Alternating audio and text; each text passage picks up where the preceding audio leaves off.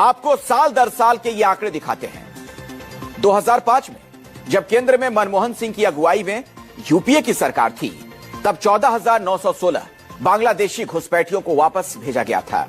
इसके बाद 2006 में 13,692, 2007 में 12,135, 2008 की बात की जाए तो 12,625, वहीं 2009 में 10,602, 2010 में 6,290, 2011 में 6,761, 2012 में 6,537 और 2013 में 5,234 बांग्लादेशियों को केंद्र सरकार ने भारत से निकालकर वापस बांग्लादेश भेजा।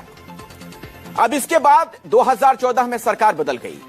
नरेंद्र मोदी की अगुवाई में बीजेपी की सरकार बनती है। अवैध बांग्लादेशियों को देश से बाहर निकालने की रफ्तार धीमी पड़ गई। मोदी सरकार के सत्ता में आने वाले साल यानी 2014 में सिर्फ 989 बांग्लादेशियों को भारत से वापस भेजा गया।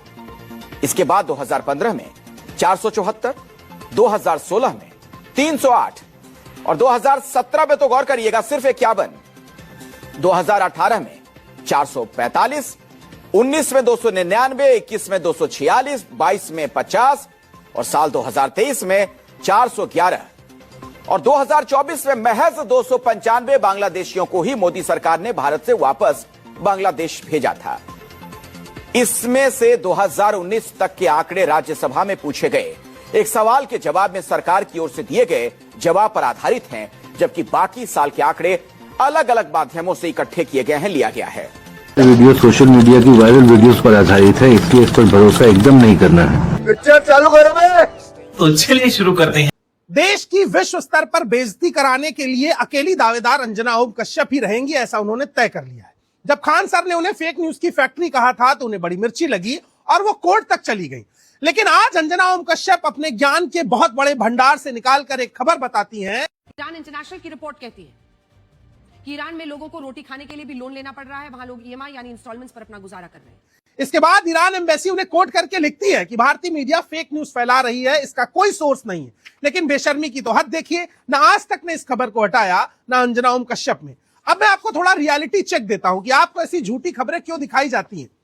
असल में अगर हम देखें तो भारत पे जो जीडीपी पे कर्जा है वो 81.9% है, जिसको कहते हैं डेब्ट टू जीडीपी, और ईरान पर जो है वो 36.8% है।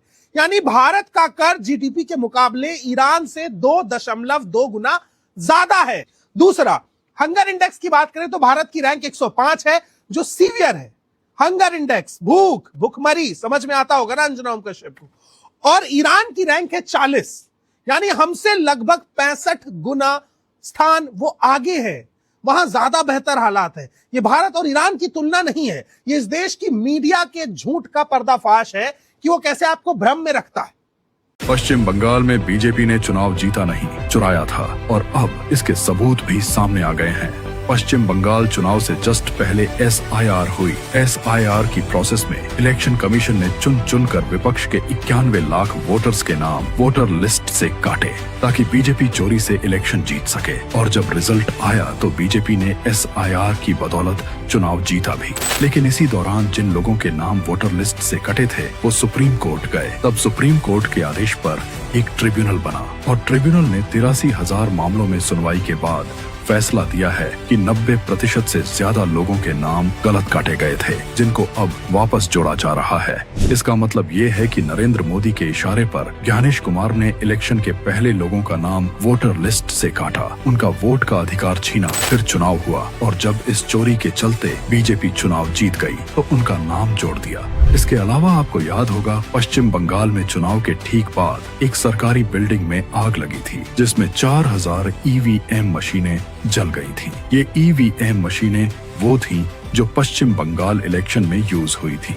ये सारे सबूत बताते हैं कि नरेंद्र मोदी और ज्ञानेश कुमार ने पश्चिम बंगाल चुनाव में भयंकर वोट चोरी की थी। ये वोट चोर, याद रखें, कि किसी न किसी दिन बीजेपी की सरकार बदलेगी और फिर कार्रवाई होगी, और ऐसी कार्रवाई होगी कि मैं गारंटी कर रहा हूँ ये फिर से कभी नहीं होगा।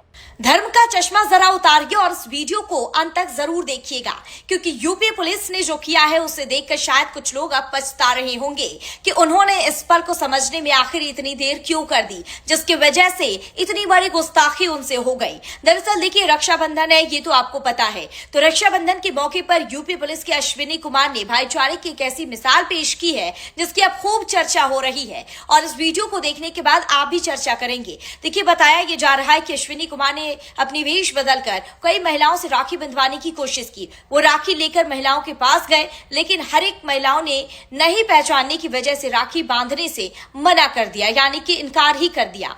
लेकिन इसी बीच वो हार नहीं माने और वहां मौजूद हर एक महिलाओं के पास गए। इसी बीच एक मुस्लिम महिला आगे आई, बिना धर्म बिना जाति देखे आगे बढ़ी, उनके हाथ से राखी लेकर अश्विनी कुमार की कलाई पर राखी बांधी, और इसके बाद जो हुआ वो आप भी हैरान हो जाएंगे। जिसके बाद अश्विनी कुमार ने सोने के कंगन और कुछ पैसे इन महिला को दे दिया। इस पूरी वाकया ने एक बात तो जरूर साबित कर दिया है कि भाईचारा किसी एक धर्म की जागीर नहीं और इंसानियत ही सबसे बड़ा रिश्ता है। देखिए, मैं अपनी हर एक वीडियो में आपको बताती हूँ कि इंसानियत से बड़ा कोई धर्म कोई मजहब नहीं है, इंसानियत ही सर्वोपरि है। मोदी जी के जीवन में महिलाओं का बड़ा योगदान है। पत्नी को छोड़ करके वो महात्मा बुद्ध बन गए। फिर वो सोनी, जिसका जासूसी करवाते थे, वो मानसी सोनी, उसको ये छेड़ा, इतना छेड़ा जब ये चीफ मिनिस्टर था। फिर स्मृति ईरानी आती हैं जो पहले मोदी जी के खिलाफ बोलती हैं। प्रधानमंत्री से पूछना चाहती हूँ कि कब तक चुप बैठेंगे आप? महंगाई की मार से जब गरीब बच्चे की भूख चीख चीख कर पुकारते हैं, तब क्यों बंद रहते हैं आपके? अच्छा, फिर अचानक मोदी जी के साथ खड़ी हो जाती हैं। मोदी जी ने स्मृति ईरानी को सम्मान दिया।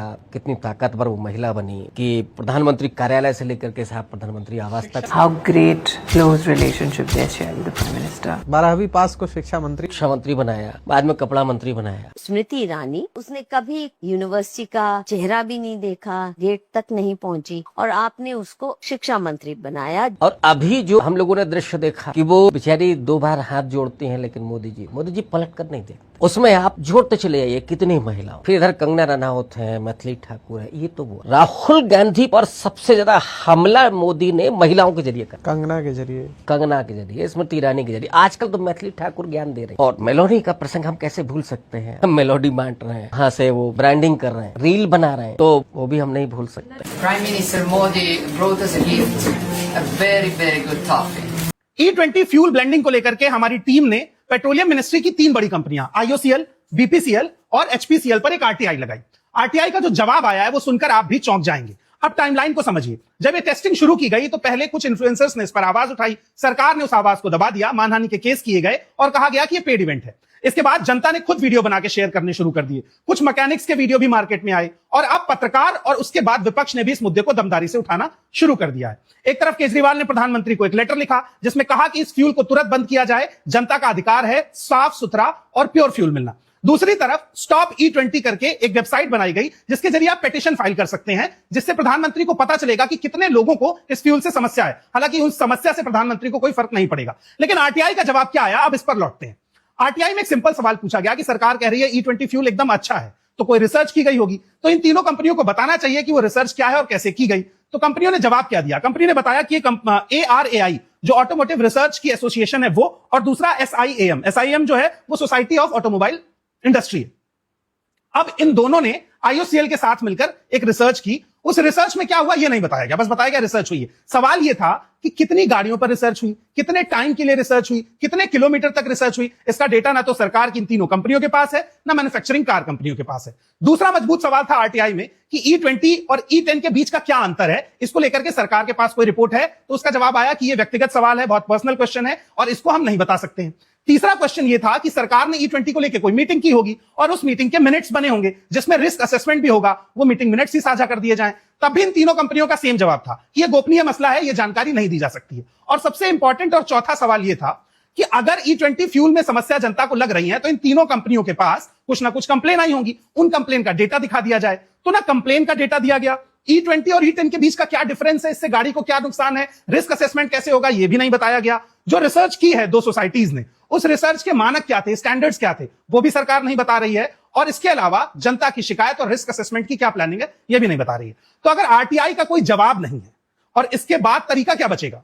आपकी कोई भी शिकायत रजिस्टर्ड है ही नहीं, तो कम से कम एक पिटीशन फाइल करके एक मजबूत संख्या दिखानी पड़ेगी सरकार को, जिससे सरकार को पता चले कि E20 सच में एक बहुत बड़ी समस्या है। मेरी खुद की गाड़ी का एवरेज 13 से गिरकर 7 से 8 पर आ गया है और ये एवरेज आम लोगों की पॉकेट पर बहुत असर डाल रहा है। सवाल सीधा है, या तो सरकार बताए मानक क्या है, वरना जनता की मांग को एक्सेप्ट करे और विपक्ष के इस मुद्दे को तमाम राजनीतिक पार्टियों को उठाना चाहिए, जिस तरह से केजरीवाल ने उठाया है, जिस तरीके से एबीपी न्यूज की पत्रकार ने उठाया है, जिस तरह से तमाम इन्फ्लुएंसर उठा रहे हैं। क्योंकि लड़ाई आपकी, मेरी या किसी एक राजनीतिक पार्टी की नहीं है, ये लड़ाई देश की 140 करोड़ जनता की है, उनके फ्यूल के अधिकार की है।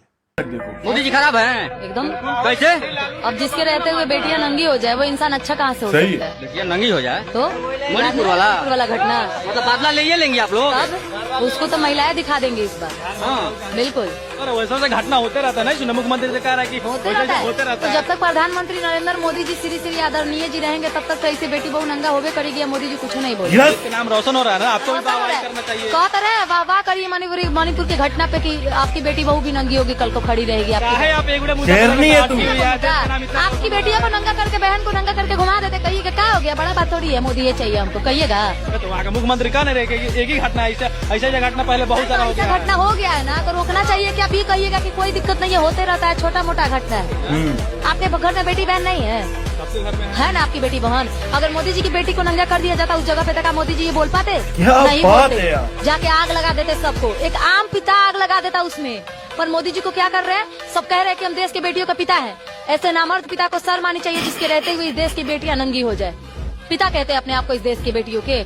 अरे वो तो किसी का इंसान कहलाने लायक नहीं हो, पिता क्या कहलाएंगे? इसी वोटर सर्वे की एक रिपोर्ट के आधार पर एबीपी न्यूज ने एक पोस्ट शेयर की कि देश के प्रधानमंत्री मोदी जी युवाओं के सबसे लोकप्रिय नेता है। अब इस सर्वे को पोस्ट करने के बाद जरा इसके कमेंट पढ़ें कि युवाओं ने क्या सराहना की है। तो जिस समय मैं आपको बात बता रहा हूं, आप ये कमेंट लगातार पढ़ते जाइएगा। प्रधानमंत्री मोदी की लोकप्रियता इन कमेंट्स के आधार पर आपको पता चलेगी और देश की मीडिया कितना बिकी हुई है इस आधार पर पता चलेगा कि सी वोटर के इस सर्वे में सैंपल एरिया क्या था, कितने लोगों से बात की गई, किस समय बात की गई, किस उम्र के लोगों को युवा माना गया, इस सब की कोई जानकारी ही नहीं मिली। जब मैंने जानने की कोशिश किया कि इस वोटर का सर्वे का सैंपल एरिया क्या है, तो उसमें यह रिपोर्ट थी ही नहीं। और एक और बहुत मजेदार बात जो इस वोटर सर्वे में छिपाई गई, सी वोटर की एक और सवाल पूछा गया था कि पेपर लीक पर सरकार ने जो कदम उठाए क्या उनसे आप संतुष्ट हैं? इसी सर्वे में छात्रों ने 50% से ज्यादा अनसेटिस्फाइड टिक किया है, मगर वो सवाल, वो रिपोर्ट आपको नहीं दिखाई गई। आपको दिखाया गया बस मीठा मीठा, यानी देश में प्रधानमंत्री की तारीफ करने का एक भी मौका ये मीडिया नहीं छोड़ती है। मैं अपने इस रिपोर्ट में एक सर्वे कर रहा हूं, आपसे कमेंट बॉक्स में जवाब मांग रहा हूं और एक पोल भी चला रहा हूं कि क्या आपको लगता है प्रधानमंत्री युवाओं के लिए सबसे लोकप्रिय है? इसका जवाब आपको 2 दिन में अपने आप मिल जाएगा। सबकी टेंशन ये है कि अब्दुल परेशान क्यों नहीं हो रहा यार, उसे इतना परेशान कर रहे हैं, ये परेशान हो क्यों नहीं रहा? देखो मैं क्लियर कर दूं तुम्हें, अब्दुल जो है ना सिर्फ साल में 3 बार परेशान होता है। एक बार जब शबे कदर की रात को कसाई की दुकान वाला बड़े के गोश्त पे किलो पे 50 रुपए बढ़ा देता है, और दूसरी बार जब वो अपने पड़ोस के बाजार में हलीम बिरयानी लेने जाता है और हलीम बिरयानी वाला कहता है भाई हलीम में बोटी खत्म हो गई है, खाली हलीम बचा है। और तीसरी बार परेशान होता है जब बकरा ईद को फ्रिज में उसके पास गोश्त रखने की जगह नहीं बचती। बस बाकी दुनिया की कोई ताकत अब्दुल को परेशान नहीं कर सकती। और परेशान अब्दुल हो भी क्यों? जितनी बड़ी कंपनियां हैं 99.9% सारी तो हिंदुओं की हैं। भाई तुम भरो जीएसटी, तुम दो टैक्स, तुम पर पड़ेंगी रेड। अब्दुल तो चीकू की रेडी लगाता है, पीछे से महंगे आते हैं तो आगे महंगे बेच देता है। देश में नौकरियां नहीं है, अरे अब्दुल को सरकारी नौकरी मिलती कहाँ है? तुम लेके घूमो डिग्रियां। अब्दुल तो सिकंजी की ठेली लगाएगा, रात को मस्त रोगन डाल के नहारी लेके आएगा। कभी अब्दुल को थोड़ी टेंशन होती भी है कारोबार की, देश की, थोड़ी सी इधर उधर जो उथल पुथल चल रही है मुसलमानों को लेके, इतने जुमा आ जाता है, फिर वो सच्चा पक्का मुसलमान बन के नमाज पढ़ने जाता है। इमाम साहब दूध की नहर पे और 72 हुरों पे बयान कर देते हैं। ये गुलाबों से निखार आ जाता है, ये चमक आ जाती है अब्दुल के चेहरे पे जब मस्जिद से निकलता है, तरोताजा होकर निकलता है। दबा के नहारी खा रहा है, दबा के बड़े का गोश्त उधेड़ रहा है, भाई साहब इस पे कोई फर्क नहीं पड़ रहा। शाम को कुछ नफरती चिंटुओं की वीडियो आ जाती है, उन्हें इधर उधर शेयर कर देता है, फिर वलीमे में चला जाता है, फिर दबा के बड़े के गोश्त का कोरमा चल लिया भाई, डिशों पे डिशें बदली जा रही है, कोई टेंशन नहीं हो रही है। अब आप खुद सोचो, जो लोग होली के दिन ही गोश्त खाते हो और अगर 2 दिन लगातार गोश्त खा ले, उन्हें दस्त लग जाते हो, अब्दुल का कुछ बिगाड़ सकते हैं? भाई नहीं बिगड़ लिया इसका कुछ यार, ये तो मजे ले रहा है, उधम काटे पड़ा है बिल्कुल। मैंने तो टेंशन ही लेनी छोड़ दी अब्दुल की, तुम भी टेंशन छोड़ दो यार, कुछ ना बिगड़ने का इसका। आपको हमारा वीडियो कैसा लगा कमेंट करके बताइएगा, और हाँ, इस चैनल को सब्सक्राइब करना नहीं भूलना है। धन्यवाद। जय हिंद, जय भारत।